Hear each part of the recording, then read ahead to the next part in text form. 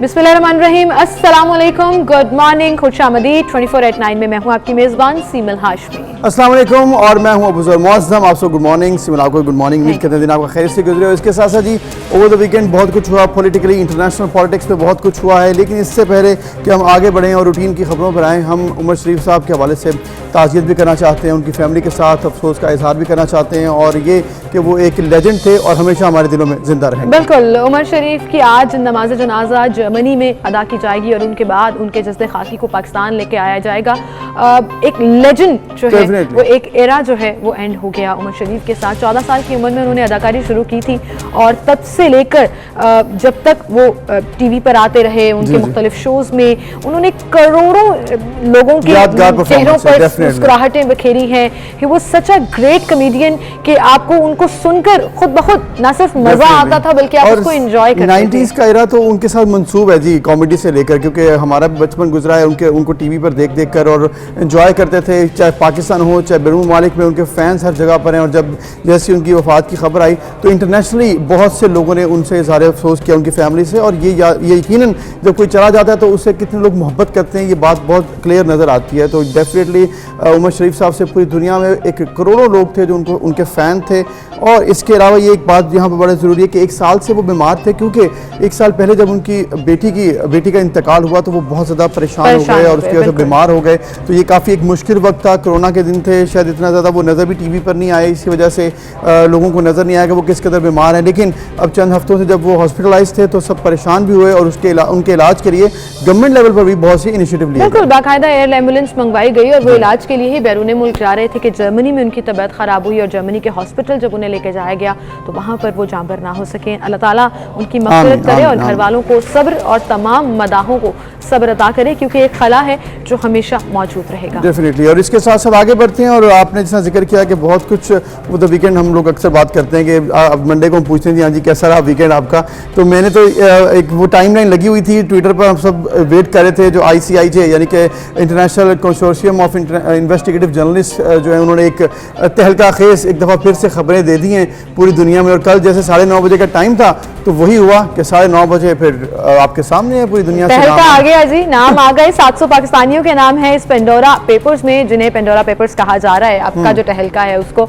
और उसके अंदर सियासतदानों से लेकर बहुत से ऐसे लोगों के नाम हैं जिनके ऊपर क्वेश्चन भी रेज हो रहे हैं। बहुत सी शख्सियात का ताल्लुक गवर्नमेंट से भी है, इस पर आज हम बात करेंगे। और जो ट्वीट्स का जिक्र हो रहा है जिसमें मुसलसल लोग अपनी राय दे रहे हैं, वो कुछ क्लियर भी कर रहे हैं, कुछ अपने आप को क्लियर भी कर रहे हैं, कुछ जो है वो एंजॉय कर रहे हैं, मतलब और कुछ जो है ऐसे नहीं। बिल्कुल, और कुछ जो है वो इसमें अपना दामन साफ करने के बजाय दूसरों के ऊपर जो है वो बात कर रहे हैं और कमेंट कर रहे हैं। बहरहाल गवर्नमेंट के लिए एक कड़ा इम्तिहान है। कुछ इमरान खान साहब की ऑपोजिशन के जमाने की वीडियोस भी वायरल हो रही थी जब पैनामा लीक्स आई थी कि क्या क्या करना चाहिए। तो अब प्राइम मिनिस्टर साहब ने खुद भी ट्वीट किया और इस हवाले से कहा है कि हम प्रॉपर इन्वेस्टिगेट करेंगे इन पूरे नामों की लिस्ट को, और फिर उसके बाद हम जो भी प्रॉपर एक्शन होगा उनके अगेंस्ट। तो यही है जी कि क्या प्रॉपर एक्शन होता है या नहीं होता, क्योंकि जब पैनामा में 450 के करीब नाम थे तो उनमें से सिर्फ चंद जो कि बड़े बड़े पॉलिटिशियंस थे उनका ही जिक्र हुआ और उसके बाद बाकी सब जो है वो साइडलाइन हो गए। इसी तरह अब ये भी लोग देख रहे हैं कि क्या ये जो नाम 700 आए हैं इनमें चंद नामों को छोड़कर बाकी जो 700 में से अहम लोग हैं, करोड़ों अरबों रुपए की जायदादें हैं, क्या उनका भी इन्वेस्टिगेशन होगा? ये भी बहुत इंपॉर्टेंट बात है, इस पर आज हम प्रोग्राम में बात करेंगे। लेकिन बात फिर वही आ जाती है अबूज़र, हुकूमत की जिम्मेदारी बड़ी होती है और हुकूमती जमात से ताल्लुक रखने वाले जो लोग हैं उनका जवाब देना ज्यादा जरूरी है। बहरहाल जवाबात तो आ रहे हैं जी, स्टेटमेंट्स भी आ रही हैं जिस पर हम इन डिटेल बात करेंगे। फिलहाल चलते हैं आज के प्रोग्राम की तरफ। सबसे पहले जी पेंडोरा पेपर्स में बड़े बड़े पर्दानशीनों के नाम बेनकाब हो गए। गलत खबर चलाने पर मरीम नवाज का कानूनी कार्रवाई के लिए चाराजोई का ऐलान। नेशनल T20 कप का मेला लाहौर में सजने को है तैयार। सालाना मजमूई कर्जों की रिपोर्ट 2020-21 जारी। बाग़े जिना में बड़े सियासी पावर शो की पीपल्स पार्टी की तैयारियां शुरू। जाम कमाल की वजारत आला बचाने के लिए सादिक संजरानी फिर मुतहर्रिक।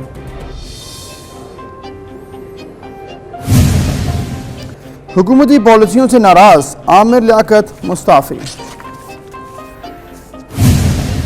जो आपकी आखिरी टॉप स्टोरी थी ना, इस पे मुझे ये ज़रूर हुआ कि शायद आमिर लियाकत साहब की भी कोई ऑफशोर कंपनी तो सामने नहीं आ गई, लेकिन उन्होंने सिर्फ पॉलिसियों से नाराज़ होकर इस्तीफा दिया है। अब सोचना ये है कि जिन लोगों का ताल्लुक पाकिस्तान तहरीक इंसाफ से है और पंडोरा पेपर्स में उनका नाम है, जिनके खिलाफ अब प्रॉपर इन्वेस्टिगेशन होगी, वज़ीर आज़म ने कहा, क्या वो रिजाइन करेंगे अंटिल दे आर क्लियर और एक्चुअली ऑफिशियली डॉक्यूमेंट्स वाइज उनका नाम क्लियर हो जाए? बिल्कुल, तो इस पर हम बात करेंगे। पेंडोरा पेपर्स और इससे पहले जो पनामा पेपर्स और इसके असरात क्या होते हैं पाकिस्तान की पॉलिटिक्स पर, बहुत ज़्यादा गहरे असरात हमने देखे भी। अब क्या एक्सपेक्टेड हैं? मियाँ सैफुर रहमान साहब हमारे साथ मौजूद सीनियर एनालिस्ट हैं, तजज़ियाकार सहाफ़ी हैं। मियाँ साहब बहुत शुक्रिया, आपने वक्त दिया। एक बार फिर तहलका खेज़ इंकशाफात, 117 ममालिक की अहम शख्सियात की माली तफसीलात शामिल हैं। पाकिस्तान से 700 लोग हैं जिनका नाम इस दफ़ा शामिल किया गया है। क्या देखते हैं आप पेंडोरा पेपर्स को? कल रात से तो ट्रांसमिशंस थी हर टीवी चैनल पर, हमने यही देखा। जी बिल्कुल, मैं तो समझता हूँ ये कि मुबारकबाद के मुस्तहिक हैं हमारे वो भाई जो हैं इन्वेस्टिगेटिव जर्नलिस्ट। हम भी ये एक अरसा इन्वेस्टिगेटिव जर्नलिज्म करते रहे हैं। बड़ा मुश्किल काम है। आप देखें कि कई माह की कावश के बाद और ये इतने यानी कई सैकड़ों जो जर्नलिस्ट मिलकर आपस में कोऑर्डिनेशन करके ये सारा जो ICIJ जो कंसोर्शियम है जर्नलिस्ट का वाशिंगटन बेस्ड, इसने ये बड़ी अंग्रेजी के बाद ये सारी चीजें निकाली हैं। आप देखेंगे ये हैरत अंगेज इंकशाफात जो आप डिफेंस देखें कि जो हर बंदा कह रहा है कि जी मैं बिल्कुल क्लियर हूं, मैंने ऑफशोर कंपनी बंद कर दी थी और इसको मैंने पूरा डिक्लेयर किया हुआ। आप देखें डिक्लेयर करने से ये तो ऐसे ही है कि जैसे आप कोई गैर कानूनी हरकत करें और कहें डिक्लेयर करें जी कि मुझसे ये जुर्म सरजद हो गया, मुझे माफ कर दें। ये तो तकरीबन एक ऐसा पैटर्न फॉलो हो रहा है दुनिया भर में। हमें दोबारा अपने मुल्क से गर्ज है कि हमारे मुल्क के अंदर क्या हो रहा है, जिसके बारे में वजीर आजम भी आप बड़े मुतफक्कर दिखाई दे रहे हैं। और बल्कि उनका तो पहले दिन से और उनके मंशूर में भी, जैसे अभी आपने कहा कि ऑपोजिशन के दिनों में तो बहुत ज्यादा वो जिक्र करते थे कि जी 200 हमारे बिलियन डॉलर भी ले आएंगे, 200 बंदों एक्सपर्ट्स हैं और हम दुनिया की लूटी दौलत जो पार की हुई है वो निकाल लेंगे। अक़वाम मुत्तहिदा के जो जनरल असेंबली को खिताब है उनमें भी ये बात बार बार कहते हैं। फिर देखें कि अब एक यूनाइटेड नेशंस का भी एक हाई लेवल पैनल मुतहरक हुआ है जो फाइनेंशियल अकाउंटेबिलिटी, जो ट्रांसपेरेंसी एंड इंटेग्रिटी जिसका नाम है फैक्ट-आई, वो कहते हैं जी जितना भी दुनिया के फाइनेंशियल सिस्टम है, ये मालियाती निजाम है, इनको बेहतर बनाना है कि लोगों को उससे बेहतरी आए उनकी जिंदगी में, लेकिन ट्रांसपेरेंसी के साथ, फेयरनेस के साथ। सही, लेकिन ये फेयरनेस नहीं मुझे दिखाई दे रही। मियां साहब जो मर्जी पे कहे जी, बार बार ये बात भी क्लियर की जा रही है कि ऑफशोर कंपनी रखना गैर कानूनी नहीं है। अगर आपने डिक्लेयर किया है या गैर कानूनी तौर पर उसको इस्तेमाल नहीं किया या प्रॉपर चैनल से वहां पर मनी ट्रांजैक्शंस नहीं हुई, तो सब लोग अपने अपने नाम तो क्लियर कर रहे हैं। लेकिन वही आपकी बात, स्टेटमेंट देना आसान है। कितना आसान हो हुकूमत के लिए कि FBI को कहे कि कुछ दिन ले और इन तमाम लोगों के गोशवारे निकाले और वहां पर चेक कर ले कि किसने डिक्लेयर किया है किसने नहीं, और एक प्रॉपर लिस्ट मुरत्तिब कर ले। जी बिल्कुल, मैं तकरीबन इसी बात पे आने लगा था। आपने बड़ी अच्छी बात पॉइंट आउट किया है कि देखें आपके इतने बड़े भारी भरकम पूरा सिस्टम मौजूद है आपके पास। FCR है, FBI, FIA है, नैब है, इनका स्कोप बढ़ाया जाए कि ये जो है ना सिर्फ ये नहीं कि चंद एक नाम जो आप उनको दे देते हैं और कहीं ना कहीं से कोई इशारा आ जाता है तो कहते हैं इनको पकड़ लो, इनकी गर्दन के ऊपर जो है ना वो शिकंजा जो है जड़ दो। लेकिन ऐसे नहीं होना चाहिए। अब ये है कि ये जो नाम आए हैं यही तो वाकई आपने इब्तिदा में कहा कि कड़ा इम्तिहान है हुकूमत का। ये टेस्ट केस है अब इमरान खान की उस एंटी करप्शन उसका उनका जो स्लोगन है या उनका जो मिशन है कि जी वो अब क्या करते हैं। देखिए माजी का एक दौर देखें ऐसा भी था कि जरा सी किसी की रेपुटेशन पे कोई दाग आता था वो फौरन इस्तीफा भी दे देते थे। इस्तीफे के अलावा हुकूमत खुद उस हुकूमत वक्त वकील बुला के कहते कि जी आपका रिकॉर्ड नहीं अच्छा। अच्छा, जिनके नाम आए हैं खत्म हो गया साहब, जिनके नाम आए हैं वो ट्वीट कर रहे हैं, जिनका नाम नहीं आया वो पॉलिसियों से नाराज होकर रिजाइन कर रहे हैं। हमें लियाकत ने रिजाइन कर दिया। वहां पे बड़ा जगह कि कहीं उनकी भी ऑफशोर कंपनी ना निकला। लेकिन ये जमीन इतना कुछ होता है दुनिया में, ये जो हम कहते हैं नहीं माफिया एक्टिविटी इतनी ज्यादा है कि आपको हमारे देखिए टैक्स कंसल्टेंट इतने इतने माहिर हैं कि वो आपको उनके तरीके बता देते हैं कि भाई ये इतनी सारी इसमें कोई शक नहीं है कि तरीकाकार लोगों के पास बहुत से हैं। अब मामला ये सिर्फ पाकिस्तान का तो है नहीं, 117 ममालिक हैं, यूक्रेन, कीनिया, इक्वाडोर, ठीक है, उनके शाह अब्दुल्ला साहब, कतर के हुक्मरान, उसके अलावा लेबनान के वज़ीर आज़म, साबिक बरतानवी वज़ीर आज़म, इन सब के नाम शामिल हैं। भारत से बहुत अहम शख्सियात के नाम शामिल हैं। आपको याद होगा इसी तरह से बड़े बड़े नाम पनामा में भी शामिल हुए थे, फिर आहिस्ता आहिस्ता करते हुए बात जो है वो ख़त्म हो गई और चंद नामों के अलावा किसी के खिलाफ कार्रवाई नहीं हुई। पाकिस्तान में ये हुआ कि ऐसे कहा गया कि सिर्फ पनामा आइशा मियां नवाज शरीफ साहब के लिए था और उनके अलावा किसी को टारगेट नहीं किया गया। अब मैं ये पूछ रहा हूँ कि इस तरह से जो इन्वेस्टिगेटिव जर्नलिस्ट के बाद बात ये होती है कि असरात क्या होते हैं, आपको क्या लग रहा है कि इसके असरात होंगे या फिर आई गई खत्म हुई बात कुछ दिन के बाद फिर खत्म? नहीं, देखिए इब्तदाई तौर पे तो असरात होते हैं, दुनिया में एक तहलका तो मचा है, इसका रिपल इफेक्ट भी होता है, दुनिया लोगों के मुशाहिदे में चीजें आती हैं, एक राय आमा बनती है दुनिया में कि हुक्मरान या इस तरह के जो ताकतवर लोग हैं, अशराफिया हैं, अमीर लोग हैं, कारोबारी लोग हैं, ये किस तरह दौलत इकट्ठी करते हैं। और देखिए आपका जो इस्लामिक सिस्टम है वो दौलत का इतना जो इर्तिकाब है उसकी तो इजाजत ही नहीं देता। देखिए ना, आपने, मैं कहता हूँ कि दुनिया का एक बड़ा जायज कारोबार किया होगा, आप अरबों खरबों के मालिक हो जाते हैं। ये बाजार तो खुद इसके अंदर भी कई चीजें पिन्हा होती हैं, जखीरा अंदोजी हो सकती है, किसी का इस्तेसाल किया होगा, आपने डिक्लेयर जरूर किया होगा। मैं मानता हूँ कि जो कवानीन है उनके साथ अब हम आम किस्म की गोशवारे भी जमा करा देते हैं। आपके वकला माशाल्लाह इतने ज़हीन और फतीन होते हैं। मैं इस वक्त एक चुटकुला सा दूंगा। एक मुझे मिले बरतानिया की पुलिस में एक वहां तैनात है साहब, वो कहने लगे जी बरतानिया में भी आप अच्छा अगर कोई वकील कर लें तो वो, अगर आप मलका बरतानिया में भी हमला कर लें तो वो आपको बचा लेगा। कानून की वो जो बाल की खाल उतारते हैं उसमें कई किस्म की आपको डिफेंस बना देते हैं कि जी ये देखें ये अपना प्ली लेंगे तो आप बच जाएंगे। ठीक है। तो मैं अब देखना तो यही है कि हमने, चूंकि अब पाकिस्तान पे फोकस है हमारा यहाँ पे, कि यहाँ पे अब वो तो जो बैन अवी मैंने बता दिया ना जी कि काम में मुतहदा थोड़ा मुतहरक हुआ है, लेकिन देखिए लोग अपने अपने मुल्क के अंदर वो लोग जो ताकतवर हैं वहां तो उनको पकड़ने से रहा। बिल्कुल सही, लेकिन मियां साहब जी उनको कोई पकड़ने से नहीं रहा, लेकिन हम जब पाकिस्तान की बात करते हैं और खास तौर पर हुकूमती जमात से ताल्लुक रखने वाले और उससे भी खास तौर पर कैबिनेट मेंबर्स का जब जिक्र आए तो उनकी जिम्मेदारी ज्यादा हो जाती है ना, पब्लिक ऑफिस होल्डर होते हैं।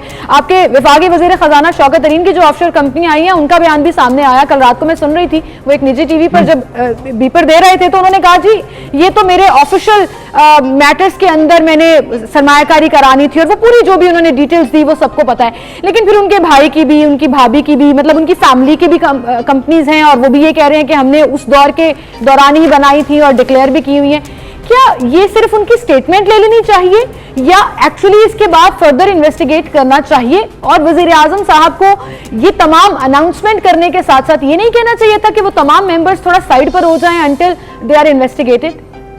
नहीं, बिल्कुल देखिए यही तो है कि अगर आपके ऊपर कोई इल्जाम है, आप सच्चे हैं झूठे हैं वो तो बाद में साबित हो जाएगा। बिल्कुल। लेकिन ये देखेंगे हमारे यहाँ जो उसके ऊपर इन्वेस्टिगेशन की जाए। लेकिन मुझे तो ये देखे ना, आपके जो इदारे हैं, FPR है, इवन नैब भी, मैं समझता हूँ कि नैब ठीक है, नैब के चेयरमैन ये कह रहे हैं कि हमने 538 अरब रिकवर किया, दुनिया भर से हमें बड़ी तारीफें हो रही हैं जी, हमारा बड़ा अच्छा मॉनिटरिंग का निजाम है, बड़ी करप्शन हमने पकड़ी है। हालांकि उस पर भी बड़ी उंगलियां उठाई जा रही हैं, चंद एक नामों के अलावा कुछ नहीं हो रहा वहां से। अब और फिर ये अगर किसी को पकड़ा भी जाता है तो 2 साल बाद केस बंद कर दिया जाता है। बिल्कुल। तो यही एक असल हमारे यहाँ जो असल प्रॉब्लम है वो कैपेसिटी का है, वो अहलियत ही है आपके तफ्तीशी निजाम में, आपके जो इस्तगासा का प्रोसिक्यूशन का सिस्टम है उसकी कैपेसिटी बिल्डिंग होने वाली है। तो कैपेसिटी बिल्डिंग होगी। मैं तो बल्कि एक बात कहता हूँ, मुझे माफ कर दें ये कहते हुए कि चोर को पकड़ने के लिए उसे बड़ा चोर चाहिए। बिल्कुल ये यानी कि मुराद ये है कि चोर बड़ा रहीम फतीन शैतान होता है और जो है वो रास्ते बनाता है ना जी, वो मुल्क के कानून को डिफाई करता है, मुल्क के कानून के दरमियान से रास्ते निकालता है। आपकी बात बिल्कुल ठीक है, मतलब ही रास्ता निकालना ही है मियां साहब, आपकी बात बिल्कुल ठीक है, रास्ते निकालना है कि वो उसको तो पकड़ेगा वो जो उससे ज्यादा अहलियत और रहीम फतीन होगा, बिल्कुल, जिसके बाद वो टेक्निक्स होंगी, वो कैपेसिटी बिल्डिंग पे काम नहीं हुआ। मुझे नहीं लगता कि इमरान खान अब चंद एक लोगों को इधर उधर कर भी देंगे तो आगे जाके वो जो हम जो मिशन है इस कौम का भी वो मिशन डेफिनेटली करप्शन को देख कर उसकी की जाए, पाकिस्तानी खत्म की जाए। जी जी, आपकी बात बिल्कुल ठीक है कि बहुत बड़े बड़े यहाँ पे कारनामे से अंजाम देने से और भी ऊपर बड़े बड़े लोग बैठे हैं जिन्होंने इनको छुपाने के तरीकाकार भी बता देते हैं। कल रात एक FBI के ऑफिसर से मेरी बात हुई जब ये मैं देख रहा था, तो उन्होंने कहा कि एसेट्स डिक्लेयर करने में वो एक लाइन यूज़ करते हैं जी, assets held outside Pakistan, that's it. इसके अलावा उसकी डिटेल नहीं बताते हैं कि कितने के थे, कहाँ पर थे और वो कैसे आए, कब डिक्लेयर किए। अब मामला यहाँ पर यह आता है कि आपके FBI के पास क्या इतनी कैपेसिटी है कि वो तमाम ममालिक में जाकर इन्वेस्टिगेट करे, फिर वहाँ से लेकर आने के लिए तरीकाकार लेके आए, फिर इनको सजाएं दिलवाने के लिए जो ऑलरेडी पाकिस्तान में केस हैं वही नहीं कंप्लीट होते इनसे। तो नहीं, यही तो मैं कह रहा हूँ जी, कैपेसिटी बिल्डिंग के अलावा कवानीन में भी जो सुकम है वो दूर करने की जरूरत है। इस वक्त ये बड़ा संजीदा काम है और ये राउंड द ईयर आपको काम करना पड़ेगा। ये देखें, जिस दिन आप ऐलान करते हैं कि हम जी करप्शन को जड़ से उखाड़ फेंकेंगे, बिल्कुल, उस दिन आपको पूरा निजाम जो था उसको ओवरहॉल करना चाहिए था।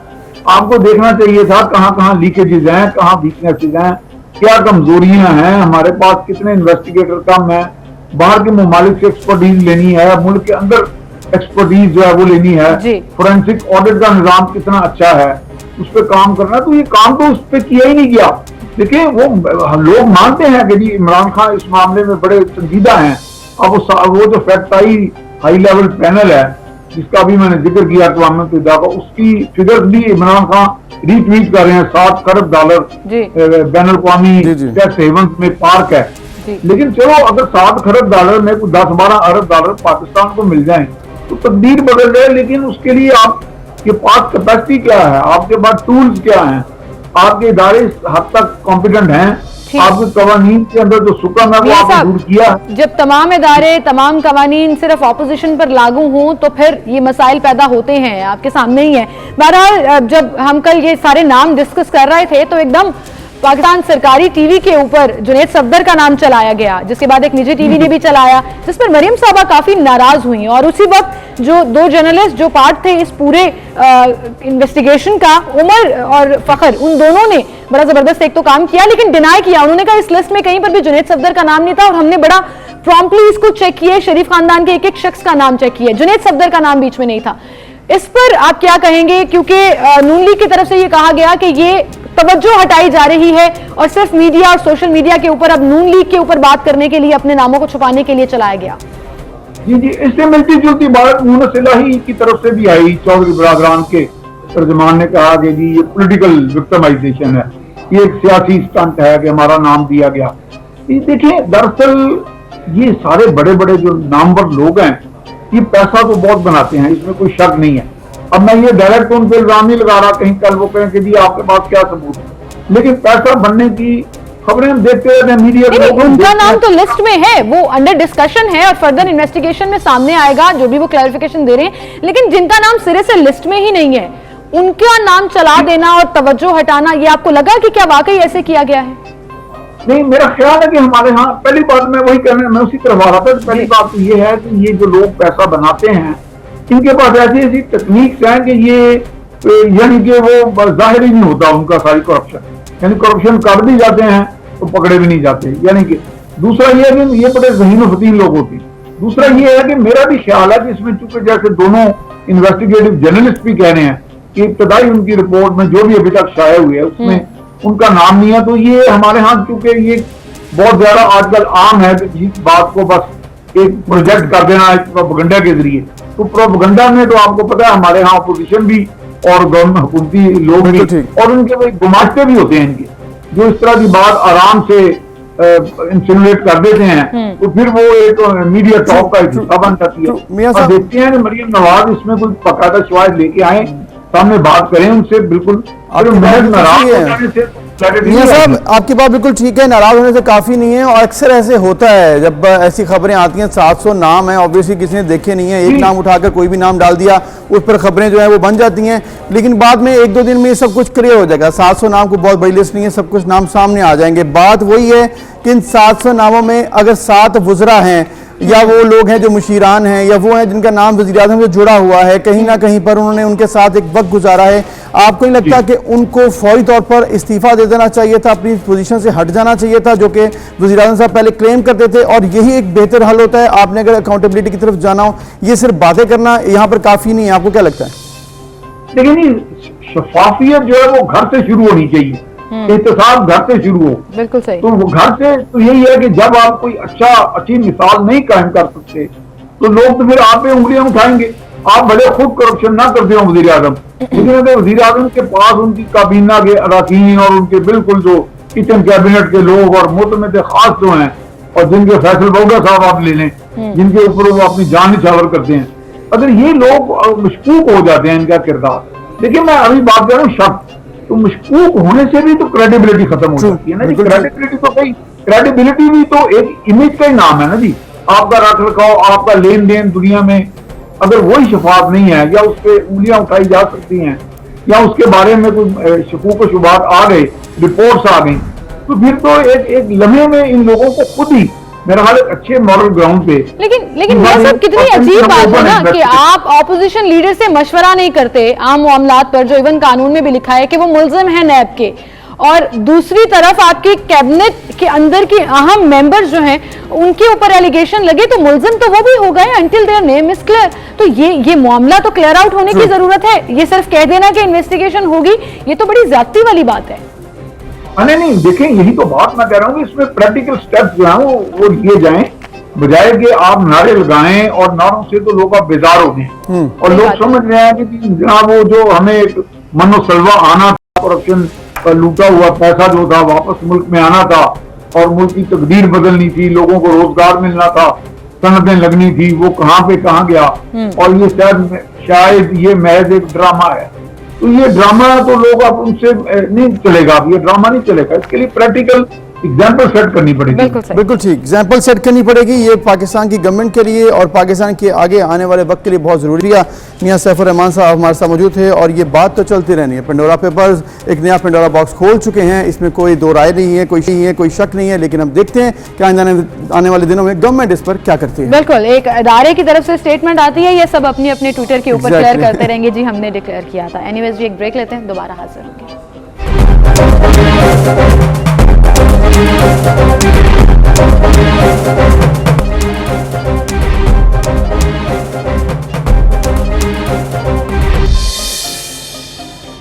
Welcome back. एक बार फिर से आपको खुशामदीद कहेंगे। नाज़रीन, जब भी एक ऐसा स्कैंडल और मामला सामने आता है, उसके बाद फर्दर क्वेश्चंस जो हैं इस इन्वेस्टिगेशन में से निकलना शुरू हो जाते हैं, जिसके जवाब देना बहुत ज़रूरी होता है। और वो जवाब ऐसे नहीं दिया जाना चाहिए कि बस जवाब दे दिया और मामला ख़त्म हो गया। एक्चुअली बाकायदा प्लेटफॉर्म से जब वो चीज़ें क्लियर हों तभी नाम क्लियर होने चाहिए, अदरवाइज वैसी इन्वेस्टिगेशन का कोई फायदा नहीं। बिल्कुल, इसमें कोई शक नहीं है। अब इसके बाद चूंकि सिमर हम जिक्र कर रहे हैं कि फ़ायदा कोई नहीं है, और फ़ायदा जब ना हो उसका मकसद ये होता है कि हमने माजी में देखा पनामा पेपर्स में है। मैं इसलिए बार बार पनामा का जिक्र कर रहा हूँ कि 450 नाम तब हमने देखे थे, और एक एग्जांपल हमारे पास मौजूद है। एग्जैक्टली, बहुत लंबी लंबी हमने ट्रांसमिशंस भी देखी थी, लेकिन उसके बाद हुआ क्या? वो लोग कहाँ पर हैं आज भी? उन्हीं जैसे नाम या फिर रिपीट होते हुए नाम हमने पेंडोरा बॉक्स में यानी कि पेंडोरा पेपर्स में भी देखे।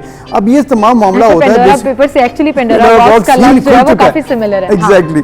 अब मामला हमें यहाँ पे ये नजर आता है कि ये जो सब नाम आएंगे, अब ऑब्वियसली जब आपने टैक्स रिटर्न जमा कराई होती है उसमें आप जिक्र करते हैं कि जी हमने ये चीज़ें हमारी फॉरेन एसेट्स के तौर पर हमने डिक्लेयर कर दी। अब दूसरी टर्म यहाँ पर ये यूज होती है कि जब आप फॉरेन एसेट डिक्लेयर करते हैं तो कितनी अमाउंट डिक्लेयर करते हैं, वो अमाउंट आपके पास आई कहाँ से, वो कंपनीज कहाँ पर हैं, ये डिटेल आपके पास काउंटर चेक करने का कोई तरीकाकार क्या मौजूद है एफबीआई के पास? क्या आप एक्चुअली काउंटर चेक करते भी हैं? फॉर एग्जांपल, जिन लोगों ने बोला कि ये डिक्लेयर थी या कंपनीज बंद हो गई, क्या हमारे पास ऐसा मैकेनिज्म मौजूद है कि हम क्रॉस चेक कर सकें? फॉर एग्जांपल, आप देख लीजिए कि सीनियर वजीर अब्दुल अलीम खान ने ये मौकिफ दिया और उन्होंने ट्वीट भी किया और सामने आकर भी ये बात की कि मेरे पास छुपाने के लिए कुछ नहीं है, मैंने अपने तमाम एसेट्स जो हैं वो डिक्लेयर किए हुए हैं। अब डिक्लेयर करने में क्या एक्चुअली क्रॉस चेक किया गया कि उस ऑफशोर कंपनी में कितने पैसे हैं, वो कैसे गए, किस प्लेटफॉर्म के जरिए गए, क्या ये तमाम डिटेल्स मौजूद हैं या नहीं? इस सवाल का जवाब तो एफबीआर ही दे सकती है। बिल्कुल, आपकी बात बिल्कुल ठीक है। और सवाल ही ये बनता है कि अलीम खान साहब, शौकत तरीन या दीगर नाम जो इसमें शामिल हैं, फैसल वावडा साहब के नाम शामिल हैं, ये वो लोग हैं जो कह रहे हैं कि हमारे एसेट्स डिक्लेयर हैं, लेकिन एसेट्स क्या डिक्लेयर होना काफ़ी है? उसकी स्क्रूटनी कैसे होगी? चेक एंड बैलेंस का क्या तरीकाकार है? हमारे साथ मौजूद हैं member operation Sindh revenue board Maqsood Jahangir sahab, उनसे हम जानने की कोशिश करते हैं। मकसूद जहांगीर साहब, बहुत शुक्रिया, आपने वक्त दिया। ये पेंडोरा पेपर्स के हवाले से आपने देखा होगा, एक दफ़ा फिर से पेंडोरा बॉक्स खुल चुका है। पनामा भी पहले था और अब पेंडोरा पेपर्स आ चुके हैं। ये जो नाम शामिल होते हैं, हर शख्स उसमें ये कहना की कोशिश कर रहे हैं कि हमारे एसेट्स डिक्लेयर्ड हैं एफबीआर के पास। आप जो कुछ क्लियर कीजिएगा, ऑफशोर कंपनी क्या है और ऑफशोर कंपनी का डिक्लेयर होना और ना डिक्लेयर होना ये कैसे चेक होता है, और इसके हवाले से कुछ डिटेल्स अगर आप बता सके तो। देखिए, 2-3 बातें इस सारे ज़मीन में समझनी बड़ी जरूरी है। नंबर 1 के ऑफशोर कंपनी क्या होती है, दिस इज वेरी इंपॉर्टेंट। देखिए, कोई भी ऐसी जुरिस्डिक्शन जो आपके होम कंट्री की नहीं है वो ऑफशोर है। फॉर एग्जांपल, अगर beneficial owner of any account और एनी कंपनी वो किसी और मुल्क में रहते हैं और किसी ऐसी टैक्स जुरिस्डिक्शन या दूसरी जुरिस्डिक्शन में कंपनी बना लेते हैं तो उसके लिए ऑफशोर ही होता है। ठीक है। अब ये कि हर ऑफशोर कंपनी क्या टैक्स हेवन है या नहीं है, ये दूसरा क्वेश्चन है। ठीक। तो एनी ऑफशोर कंपनी जो ऐसी जुरिस्डिक्शन में है जहां पे या तो टैक्स है ही नहीं सिरे से या टैक्स है और टैक्स बहुत कम है, वो भी टैक्स हेवन है उसके। अच्छा। फॉर एग्जाम्पल, उसके अपने कंट्री में 35% टैक्स रेट है और वहां पे अगर 2% टैक्स रेट है तो it's a kind of tax haven. ठीक है। अब इसके बाद आ जाती हैं जुरिस्डिक्शंस, ऐसी टैक्स हेवन जुरिस्डिक्शंस जो कि कंट्री ही नहीं है।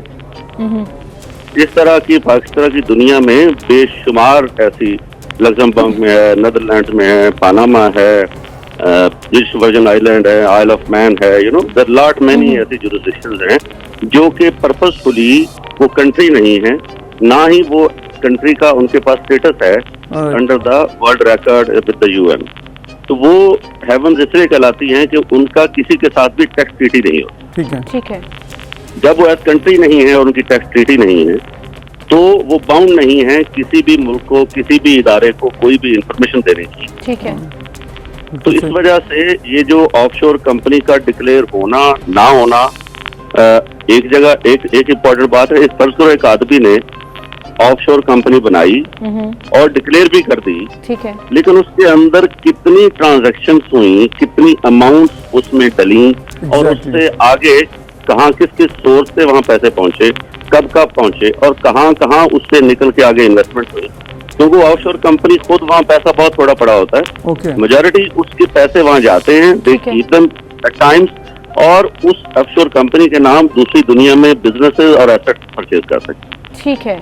वो इसलिए एसेट्स परचेज करते हैं कि ऑफशोर कंपनी में जो नाम कंपनी का रह जाता है वही बाहर नजर आता है दुनिया को, उसके बेनिफिशियल ओनर्स का रिकॉर्ड दुनिया के पास नहीं होता। ठीक है, ठीक है। अब ये जो जी बोलिए जी आप, अब ये जो इन्वेस्टिगेटिव जर्नलिस्ट ने निकाल दी है कोई इन्फॉर्मेशन, तो ये नेचुरली इन्फॉर्मेशन हाथ में जो आई होगी वो यकीनन उन फाइनेंशियल कंपनियों के जरिए आई होगी, कंसल्टेंट के जरिए इसलिए हुई होगी, जिनके पास जो बनवाते हैं, जो कंपनीज बनवाते हैं, रेकॉर्ड उनके पास होता है। ठीक है, ठीक है। तो वहाँ से कहीं से निकल। मकसूद साहब, अब तो ये नाम सामने आ गए, अब थोड़ा सा ये भी क्लियर कर दीजिएगा, जो लोग ये क्लियर कर रहे हैं जी हमने एसेट्स डिक्लेयर किए हुए हैं, तो क्या सिर्फ ये कह देना और एफबीआर के अपने वो तमाम गोशवारों में ये शो कर देना कि हमारे ऑफशोर कंपनीज हैं, एग्जिस्ट करती हैं, क्रॉस चेक करने की कैपेबिलिटी है, या फर्दर इन्वेस्टिगेशन जो प्राइम मिनिस्टर साहब ने कहा होगा उसमें क्या होगा? जी मैं दोबारा उसी बात को समझाने की कोशिश कर रहा हूँ कि अभी तक चूंकि डिटेल सिर्फ नाम आए हैं जी और कंपनी का नाम आया है, इसके अलावा अगर कोई इन्वेस्टिगेशन रिपोर्ट के अंदर कोई ऐसी डिटेल्स पर्टिकुलर्स हैं कि कब ये कंपनी खुली, कितनी उसमें अमाउंट गई, और जब पीरियडिकली भी जाते रहे और आते रहे, जब तक अकाउंट्स की डिटेल्स अमाउंट वाइज नहीं होगी तो तब तक ये कैसे आएगा सर? तरह का एटलीस्ट टैक्स की हद तक टैक्स लगाना थोड़ा डिफिकल्ट प्रोसेस होगा, क्योंकि देखो ना, टैक्स लॉ तो सिर्फ टैक्स की बात करता है, इसके अलावा बेनामी एक्ट्स हैं, देन मनी लॉन्ड्रिंग। तो फिर ये जो आप कह रहे हैं कि डिटेल जब आएंगी या फिर ये आने का कोई तरीकाकार हमारे पास है कि हम वो डिटेल्स फेच कर सकें कहीं से, या फिर कोई बताएगा तो ही पता लगेंगी? देखिए, ये तो देखो अगर तो कोई क्रिमिनल इन्वेस्टिगेशन स्टार्ट हो जाती है इसके खिलाफ ठीक है।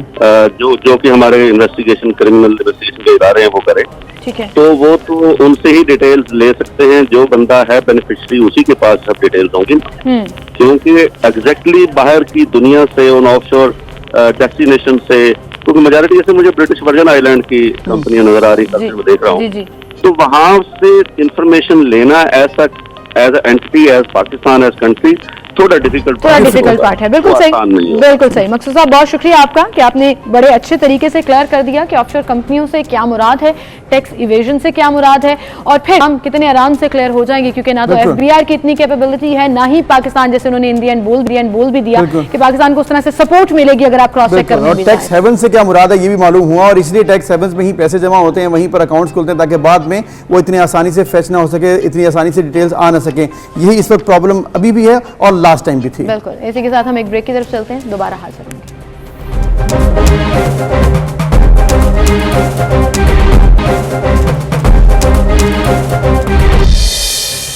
Welcome back viewers. हम बात करेंगे नेशनल T20 और फिर आइंदा आने वाले वर्ल्ड कप की। पाकिस्तान की जो टीम इस वक्त नेशनल T20 में खेले जा रहे हैं, प्लेयर्स जो खेल रहे हैं, बड़ा ज़बरदस्त परफॉर्मेंसेस हैं। खासकर मैं यहाँ पर जिक्र करना चाहूँगा शुएब मलिक और बाबर आजम का। बाबर आजम ने क्या ज़बरदस्त परफॉर्मेंस दिखाई है, और मेरे ख्याल नए रिकॉर्ड्स बनाकर वो हमें और खुश कर रहे हैं और हमारी उम्मीदें बढ़ाई जा रहे हैं वर्ल्ड कप को लेकर। बिल्कुल, वर्ल्ड कप भी आ रहा है और आपने सही कहा कि उम्मीदें बढ़ाई जा रही हैं। इस पर हम बात करेंगे। स्पोर्ट्स एनालिस्ट मिर्जा इकबाल बेग साहब हमारे साथ मौजूद हैं, उन्हें शामिल करेंगे। बेग साहब, गुड मॉर्निंग।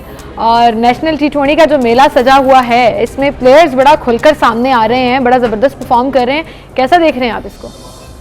बहुत बहुत शुक्रिया। सुबह बखैर सीमल और अबूजर, आपको भी। प्लेयर्स तो परफॉर्म कर रहे हैं, लेकिन असल जो परेशानी की बात है ये उन खिलाड़ियों की कारकर्दगी है जो पाकिस्तान की हतमी 15 रुकनी टीम में शामिल हुए वर्ल्ड कप के लिए। अगर आप देखें, शोएब मकसूद इब्तिदा में नाकाम थे, फिर उनको इनिंग्स ओपन कराई गई, उन्होंने बैक टू बैक 2 मिस सेंचुरियां स्कोर की। आजम खान ने कल एक इनिंग्स खेली, 40 ऑड रन की, इसके अलावा वो मुकम्मल तौर से नाकाम रहे। और भी दीगर खिलाड़ी, हारिस रऊफ ने अगरचे अब विकेटें हासिल की है, उससे पहले उनकी बड़ी पिटाई हो रही थी। Shadab Khan as a leg spinner इतने इंप्रेसिव नहीं रहे। तो ये लम्हे फिक्रिया है पाकिस्तान की टीम मैनेजमेंट के लिए। लेकिन जिस तरह अबूजर कह रहे थे, शोएब मलिक ने बड़ी जबरदस्त परफॉर्मेंस दी है। अब देखते हैं कि पाकिस्तानी क्रिकेट टीम में क्या कोई तब्दीलियां होती है या नहीं होती। दो तरह के लोग जो है वो सोच रहे हैं, 2 तरीकों से। कुछ लोगों की ये राय है कि तब्दीली नहीं होनी चाहिए, अचानक ऐन वक्त पर वर्ल्ड कप में पाकिस्तान का मैच अब से जो है 20 दिन बाद है, 24 अक्टूबर को भारत के खिलाफ। बाज लोगों की राय ये है कि सिफारिशी क्रिकेटर्स को अगर लेकर गए तो पाकिस्तान की कारकर्दगी बड़ी मायूस कुन रहेगी। बेग साहब, सही कहा आपने कि बड़ी मायूस कुन रहेगी ये कारकर्दगी, लेकिन वहीं पर खबरें आ तो रही थी कि नाम चेंज होंगे। रमीज राजा ने भी इंडिकेशन दिया था कि हम टीम चेंज कर देंगे, 10 अक्टूबर की डेडलाइन है। क्या लग नहीं रहा कि नाम कुछ एमिट हो जाएंगे, कुछ एडिट हो जाएंगे? देखिए, कहा तो ये जा रहा था सीमल, और बल्कि ये खबर उस तरफ से उड़ाई गई कि पाकिस्तान क्रिकेट बोर्ड के पैटर्न इन चीफ वजीर आजम पाकिस्तान इमरान खान ने कहा है पीसीबी के चेयरमैन को कि टीम में तब्दीलियां लाई जाए। तो ये खबर तो आई थी, लेकिन फिर उसके बाद आप देखें जो लैपटॉप चीफ सेलेक्टर है मोहम्मद वसीम, उन्होंने एक खुफिया मीटिंग, जिसको खुद उन्होंने लीक कर दिया, खबर दे दी कि एक खुफिया मीटिंग हो रही है खिलाड़ियों की, वर्ल्ड कप के स्क्वाड की। मोहम्मद वसीम, बाबर आजम और दीगर खिलाड़ी होंगे। और फिर ये खबर आई कि उन्होंने कहा कि आप दिल लगाकर खेलें, आप किसी भी तरह की अफवाहों पर ध्यान न धरें। तो इसका मतलब ये हुआ कि उनको प्रेशराइज, क्रिकेट बोर्ड को प्रेशराइज करने के लिए मोहम्मद वसीम ने इस तरह की मीटिंग बुलाई और इस तरह की खबरें उड़ाई। लेकिन अब ये डिपेंड करता है रमीज राजा पर कि वो हतमी फैसला क्या करते हैं। राइट, मिर्जा इकबाल बेग साहब, आपने भी एक टर्म बोली है लैपटॉप सिलेक्टर मोहम्मद वसीम, इसके पीछे क्या वजह है? क्या वो वाकई स्टैटिस्टिक्स के ऊपर बस कर लेते हैं सिलेक्ट, किया कोई और वजूहत भी होती हैं? ये नाम क्यों मंसूब है उनके साथ? देखें, अबूजर अब से चंद साल कब 1.5 साल ही हुआ है उनको, जब वो आए पाकिस्तान के चीफ सेलेक्टर बनकर। एक तो वो आउट ऑफ वे आ गए, 18 टेस्ट और 25 वनडे खेले। कोई तस्वुर भी नहीं कर सकता था कि वो इतनी लंबी सिफारिश लगाकर चीफ सेलेक्टर बन जाएंगे। चले वो चीफ सेलेक्टर बन गए। फिर उन्होंने लोगों की आंखों में धूल झोंकने के लिए कराची में जो पहली प्रेस कॉन्फ्रेंस की, लैपटॉप रखा, प्रेजेंटेशन दी स्क्रीन पर, सब लोग बड़े मुतासिर हुए कि यार ये तो ऐसा चीफ सेलेक्टर आ गया है जो ऑन फैक्ट्स एंड फिगर्स बात कर रहा है। लेकिन फिर उसके बाद आहिस्ता आहिस्ता उनके लैपटॉप में वायरस आना शुरू हुआ और आहिस्ता आहिस्ता सिफारिशी खिलाड़ी उनके लैपटॉप में जगह बनाने में कामयाब हुए। डोमेस्टिक के टॉप परफॉर्मर्स को उन्होंने नजरअंदाज करना शुरू किया, इसलिए उन्हें लैपटॉप चीफ सिलेक्टर कहा जाता है। फिर आपने उनका एक ड्रामा देखा होगा कि एक दफा जब टीम सेलेक्ट हुई एक दौरे के लिए, तो वो गद्दाफी स्टेडियम के मीडिया बॉक्स में फोन पे खिलाड़ियों को हौसला बढ़ा रहे थे, फिक्र ना करो, स्पीकर ऑन करके वो अदाकारी कर रहे थे ना। तो अगर आप काम पे तवज्जो दें बजाय अदाकारी करने के, तो उससे क्रिकेट का फायदा है। बिल्कुल ठीक कह रहे हैं आप, काम पे तवज्जो दें, लेकिन अगर टीम चेंज नहीं होती, मिर्जा इकबाल बेग साहब आप क्या कहेंगे, आपका कमेंट क्या होगा इस पर? सबसे पहला मैच ही वर्ल्ड कप में हमारा भारत के साथ है, सुबकी का सामना करना पड़ेगा अगर टीम यही रही तो। देखिए सीमल, भारत के खिलाफ जो हमारा रिकॉर्ड है T20 वर्ल्ड कप में 6 मैचेस खेले और 6 के 6 हारे, और अगर टीम में तब्दीली नहीं हुई, टीम डिपेंड कर रही है बाबर आजम, मोहम्मद रिजवान, मोहम्मद हफीज जिनको पहले फूड पॉइजनिंग हुई, अब वो डेंगू से सेहतियाब हो गए, वो अब लाहौर के लेग में नजर आएंगे खेलते हुए। तो ये 3 तो आपके बैट्समैन हो गए, फिर नीचे आपके पास शाहीन शाह अफरीदी, हसन अली बॉलर हो गए। बाकी आपके प्लेयर्स का है 10 प्लेयर्स पर अगर आप देखें मिडिल ऑर्डर में कौन कौन से प्लेयर्स खेलेंगे, क्या आसिफ अली खेलेंगे, आजम खान खेलेंगे, खुशदिल शाह खेलेंगे, शोएब मकसूद आएंगे, ओपनर्स का क्या होगा अगर बाबर आजम या रिजवान में से कोई एक बताना खास्ता।